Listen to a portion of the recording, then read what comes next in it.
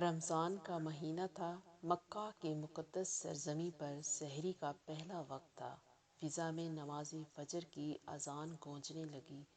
نماز کی اذان سنتے ہی مکہ کے لوگ بیت اللہ کی طرف روانہ ہو گئے، لیکن ایک 60 سالہ شخص ابو زلیخا ابھی تک اپنے گھر پر ٹھہرا ہوا تھا۔ اس بوڑھے نے بغیر کچھ کھائے روزہ رکھا تھا۔ وہ بے حد بھوکا تھا، اس لیے وہ نماز کے لیے کھڑے ہونے کے قابل نہیں تھا۔ اس کی آخری رات بھی فاقوں میں گزری اور سارا دن مشقت میں گزرتا تھا۔ چنانچہ اس بوڑھے نے سحری کی اور گھر میں نماز ادا کی۔ اس کے بعد وہ اداس ہو کر ایک کونے میں بیٹھ گیا۔ اس بوڑھے کو اپنی بھوک کا اتنا غم نہیں تھا۔ جو چیز اسے سب سے زیادہ اداس کر رہی تھی وہ اس کی 2 بیٹیاں اور ایک بیوی تھی۔ اس بوڑھے کا کوئی بیٹا نہیں تھا اور وہ اپنے خاندان کا اکلوتا وارث تھا، لیکن اسے ایک بات پر پختہ یقین تھا، اور وہ یہ کہ جو کچھ تقدیر میں لکھا ہے وہ ہو کر رہے گا۔ اس کی بیوی نے صبح اسے بتانا شروع کیا، ابو زلیخا آج تیسرا دن ہے، ہم نے کھانا نہیں کھایا، آج گرمی بھی بہت ہے اور سب نے بھوک سے روزہ رکھا ہے، ہم صبر کریں گے، لیکن ہماری بیٹیاں بھوک کی شدت کو برداشت کرنے سے قاصر ہیں۔ وہ بھوک کا شکار ہیں، اب اللہ کا نام لو اور گھر سے نکلو، ہو سکتا ہے وہ ہمارے روزوں کا انتظام کر دے تاکہ ہم شام کو روزہ کھول سکیں۔ ابو زلیخا نے اپنی بیوی کو تسلی دی اور کہا، ہاں ہاں میں جا رہا ہوں، انشاءاللہ اللہ آپ کو ضرور برکت دے گا۔ جلد ہی سورج غروب ہو گیا۔ ابو زلیخا گھر سے نکل کر مکہ کے بازار میں داخل ہوئے، لیکن اسے کہیں سے کوئی نوکری نہیں ملی۔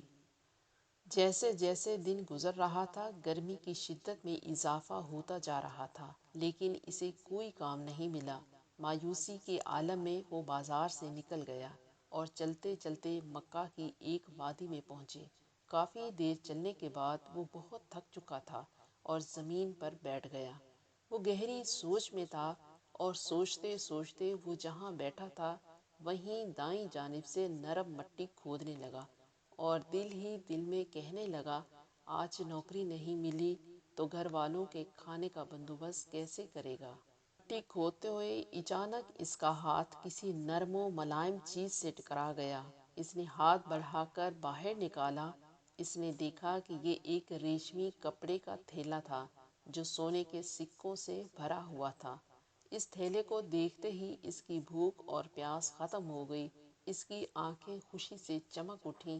سونے کے سکوں سے بھرا تھیلا دیکھ کر وہ سوچنے لگا کہ میں کتنا خوش نصیب ہوں۔ چھپے ہوئے خزانے میرے سامنے آ گئے۔ جب میں یہ سونے کے سکے اپنی بیوی کو دوں گا تو وہ کتنا خوش ہوگی۔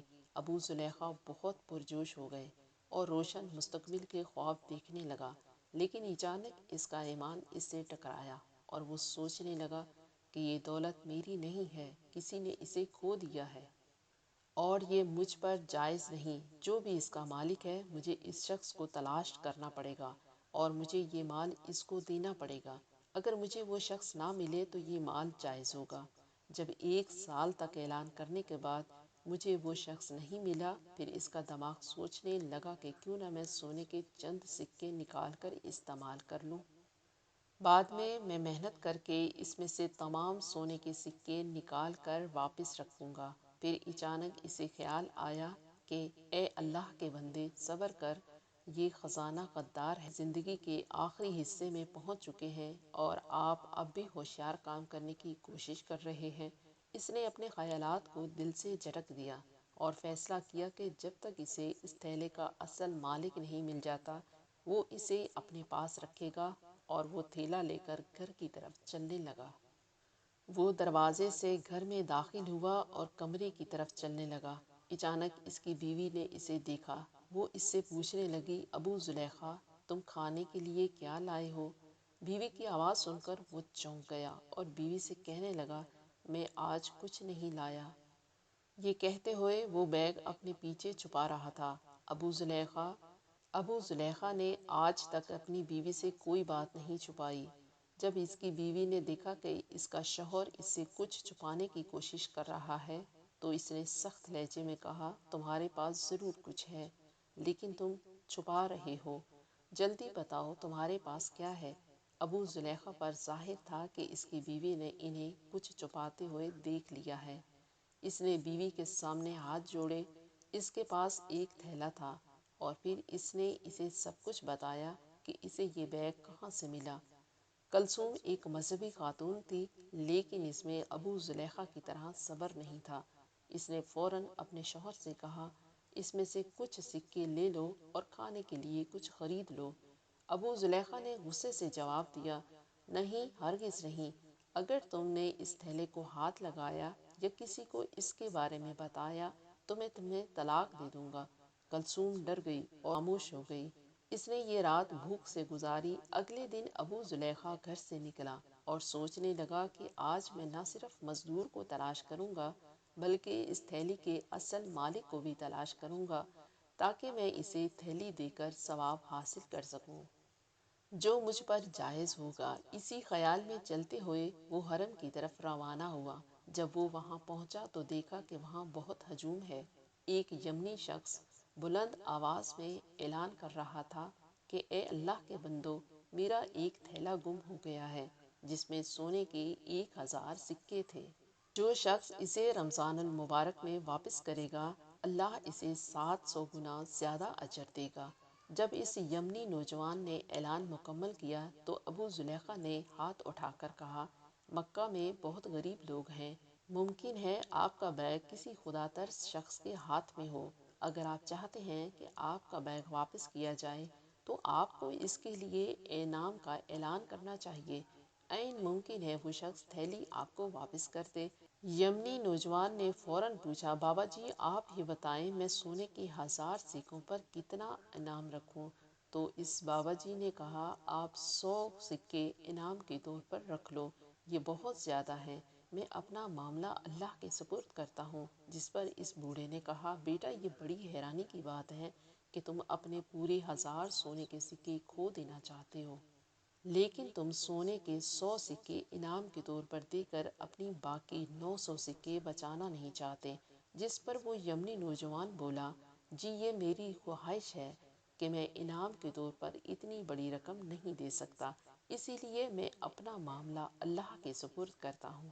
اس مجلس میں ایک شخص جس کا نام زید بن خلا تھا وہ یہ ساری گفتگو غور سے سن رہا تھا۔ اس نے اندازہ لگایا کہ جو تھیلا سونے سے بڑا ہے وہ شاید اس بوڑھے کے پاس ہے۔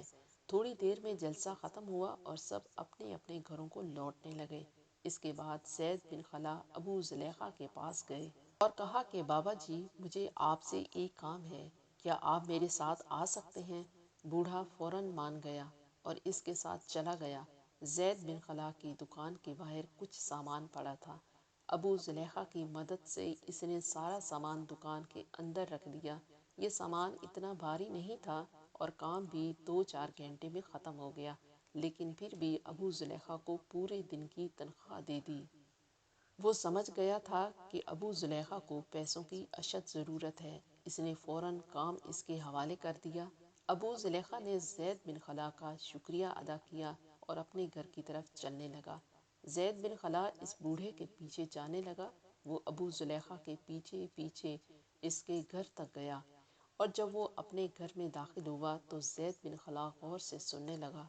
ابو زلیخا نے اپنی بیوی کلثوم سے کہا مجھے ایک یمنی شخص ملا ہے جو اس تھیلی کی تلاش میں ہے، میں نے اسے یہ بھی کہا ہے کہ اس تھیلی کے 100 سونے کے سکے بطور انعام اپنے پاس رکھو، لیکن اس نے میری ایک نہ سنی، صرف یہ چاہتا تھا کہ یہ تھیلی اسے واپس کر دوں اور اس سے کچھ فائدہ حاصل کروں، لیکن وہ شخص بہت ضدی ہے۔ اب تمہیں بتاؤ اب ہمیں کیا کرنا چاہیے؟ جس پر اس کی اہلیہ کلثوم نے کہا ابو زلیخا میں نے آپ کے ساتھ 40 سال بھوک اور افلاس میں گزارے ہیں، آپ نے کبھی کوئی چیز چوری نہیں کی، آپ نے کبھی کسی کو دھوکہ نہیں دیا اور کبھی کسی سے کچھ نہیں چھینا۔ اگر تم میری بات سنو تو یہ سونا استعمال کر لو، میرا خیال ہے اللہ نے آپ کو یہ تحفہ بھیجا ہے، پھر تم اس کے دیے ہوئے تحفے کو کیوں ٹھکرا رہے ہو؟ اگر تم سمجھتے ہو کہ اللہ تم سے ان سونے کے سکوں کے بارے میں پوچھے گا تو تم کیوں بھول جاتے ہو کہ وہ تم سے بھوکی بیوی اور بے سہارا بیٹیوں کے بارے میں بھی پوچھے گا۔ اس کے بعد ابو زلیخا نے دل میں سوچنا شروع کیا کہ اس تھیلے میں سے کچھ سونے کے سکے خرچ کر لوں، لیکن اس نے فوراً اپنا فیصلہ بدل لیا اور سوچنے لگا کہ میں نے ساری زندگی صبر سے گزاری، آج میری ٹانگیں قبر میں ہیں تو میں اپنا 60 سال کے صبر کو ایک دن کی خوشی پر کیوں قربان کروں؟ اللہ ہم پر رحم کرے۔ اور اونچی آواز میں بولا، میں ایسا کبھی نہیں کروں گا، میں اپنی قبر کو آگ سے نہیں بھروں گا۔ زید بن خلا یہ سب سن کر رونے لگا، اسے ابو زلیخا کی بے بسی پر افسوس ہونے لگا۔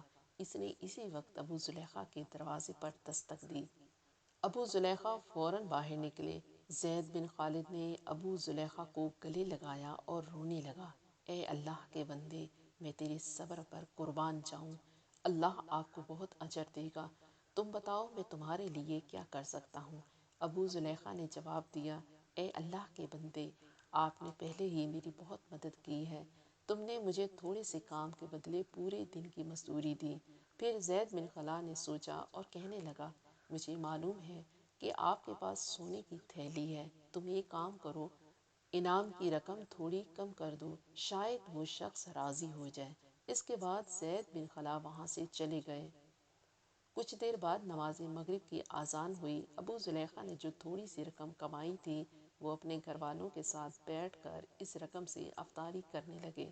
دوسرے دن کام کی تلاش میں گھر سے نکل کر حرم پاک چلا گیا۔ وہ یمنی آدمی آج بھی وہاں موجود تھا، دوبارہ اعلان کر رہا تھا کہ جو میرا سونا بھرا تھیلا واپس کرے گا اللہ اسے 7 گنا اجر دے گا۔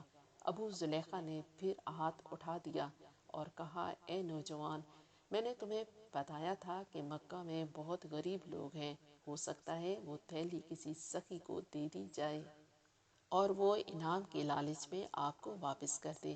چلو اگر آپ کے پاس سونے کے 100 سکے نہ ہوں تو صرف 10 کا اعلان کر دیں۔ اس نے کہا، بالکل نہیں، میرا فیصلہ قیامت کے دن اللہ کے حضور پیش کیا جائے گا۔ اس کے بعد تمام لوگ وہاں سے چلے گئے۔ تیسرے دن وہ یمنی نوجوان پھر وہی اعلان کرتا ہے۔ ابو زلیخا پھر وہاں پہنچے اور کہنے لگے، اے نوجوان، میں نے تجھ سے کہا تھا کہ سونے کے 100 سکوں کا اعلان کرو، لیکن تم نے انکار کر دیا۔ پھر میں نے تم سے کہا کہ 10 سکوں کا اعلان کرو، لیکن تم نے پھر بھی انکار کر دیا۔ چلو آج تم ایک کام کرو، بس ایک سکے کا اعلان کر دو، یہ آپ کے تھیلے کا 1000واں حصہ ہے۔ کون جانتا ہے کہ وہ شخص ایک سکے کے بدلے اپنے گھر سے کھانا لے سکتا ہو، اور جس کے پاس اتنے پیسے ہوں وہ اس سے مسجد خرید کر حاجیوں کو پانی پلا سکتا ہے۔ جس پر اس یمنی شخص نے کہا، ہرگز نہیں، ایک سکہ بھی نہیں دوں گا، اور ہمیشہ کی طرح میں اپنا فیصلہ اللہ پر چھوڑتا ہوں۔ اب ابو زلیخا کی امید کا آخری سہارا بھی ختم ہو چکا تھا اور سوچنے لگا کہ اب اسے 1000 سکے واپس کرنے ہوں گے اور وہ ان میں سے ایک سکہ بھی نہیں لے سکتا۔ اس نے اس یمنی نوجوان سے کہا کہ میرے ساتھ چلو اور اپنا بیگ لے لو۔ اس بوڑھے نے زید بن خلا سے کہا کہ وہ اپنے ساتھ گواہ بن کر آئیں۔ گھر پہنچ کر انہیں درخت کے نیچے بٹھا دیا اور کمرے میں جا کر محفوظ جگہ سے بیگ نکالا اور اس نے اس نوجوان کے سامنے رکھ دیا اور کہا، کیا یہ تیرا بیگ ہے؟ نوجوان نے کہا، ہاں۔ پھر ابو زلیخا نے تھیلی کا سر کھول کر زمین پر رکھ دیا۔ اب ان تینوں نے سونے کے ان سکوں کو گننا شروع کیا، چنانچہ وہ 1000 نکلے۔ یمنی نوجوان نے بیگ کندھے پر رکھا اور چلا گیا۔ ابو زلیخا اور ان کی بیٹیوں کی آنکھیں حیران رہ گئیں۔ چند لمحوں کے بعد ابو زلیخا نے اوپر دیکھا تاکہ وہ یمنی نوجوان واپس تو نہیں آ رہا۔ ابو زلیخا غمگین حالت میں تھے۔ اسے دیکھ کر وہ دھیمی آواز میں کہنے لگا۔ نوجوان نے جواب دیا، اے اللہ کے نیک بندے، جب میرے والد کا انتقال ہوا تو ان کے پاس سونے کے 5000 سکے تھے۔ مرنے سے پہلے اس نے مجھے وصیت کی تھی کہ میں اپنا سارا سامان بیچ کر حج کا خرچہ کروں اور 1000 سونے کے سکے اس شخص کو دوں جو اللہ پر توکل کرتا ہے اور بہت غریب ہے۔ چنانچہ میں نے اپنا وطن یمن سے لے کر مکہ شہر تک کوئی ایسا نہیں پایا جو آپ سے زیادہ غریب ہو، اللہ پر بھروسہ کرتا ہو۔ تم یہ سکے رکھ لو، آپ اسے حلال کاموں میں خرچ کرنا۔ نوجوان سکوں سے بھرا تھیلا رکھ کر چلا گیا اور ابو زلیخا فوراً اللہ کے سامنے سجدے میں گر گئے۔ اس کی داڑھی آنسوؤں سے تر تھی۔ اس نے اپنی بیوی سے کہا، کل تم نے دیکھا کہ اللہ صبر کرنے والوں کا اجر ضائع نہیں کرتا۔ ہم نے اپنے آپ کو ایک ممنوعہ سکے سے بچایا تو اللہ تعالیٰ نے ہمیں حلال کے ذریعے 1000 سکے عطا فرمائے۔ اس کے بعد ابو زلیخا نے اپنی بیوی اور بیٹیوں کے ساتھ بیٹھ کر افطاری کی۔ نماز پڑھ کر ابو زلیخا گھر سے نکلنے لگے تو بیوی نے کہا، کہاں جا رہے ہو؟ ابو زلیخا نے جواب دیا، میں ایسے گھر کی تلاش میں جا رہا ہوں جہاں ہم جیسے لوگ رہتے ہیں اور ان کی سحری اور افطاری ہماری طرح دروازوں سے گزرے تاکہ میں ان کے ساتھ کھانا کھا سکوں۔ یہ کہہ کر ابو زلیخا دروازے سے نکل گئے۔ دوستو، یہ کہانی ہمیں صبر، دیانت اور اللہ پر کامل یقین کی ایک بہترین مثال سکھاتی ہے۔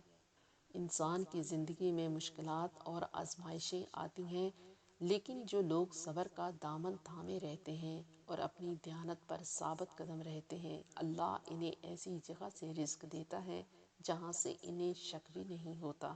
یہ کہانی ہمیں بتاتی ہے کہ حلال و حرام کی آزمائش ہمیشہ ہمارے سامنے رہتی ہے، لیکن جو لوگ صبر اور ایمانداری کا دامن نہیں چھوڑتے وہ حقیقی کامیابی بھی حاصل کرتے ہیں۔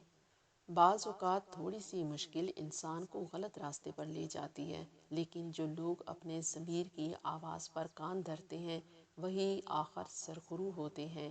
اس کہانی سے ہمیں دوسروں کی مدد کرنے اور اپنی خوشیاں دوسروں کے ساتھ بانٹنے کا بھی سبق ملتا ہے۔ جب اللہ کسی کو نوازتا ہے تو اس کا بہترین استعمال یہ ہے کہ اس نعمت کو ضرورت مندوں تک پہنچایا جائے۔ اس طرح نہ صرف اللہ کی رضا حاصل ہوتی ہے، خوشی اور سکون بھی حاصل ہوتا ہے۔ دوستو، اگر آپ کو ہماری آج کی ویڈیو پسند آئی ہے تو اسے لائک کریں اور اپنے دوستوں کے ساتھ شیئر کریں اور چینل کو سبسکرائب کرنا نہ بھولیں۔ ملتے ہیں ایک اور نئی ویڈیو کے ساتھ، تب تک اللہ حافظ۔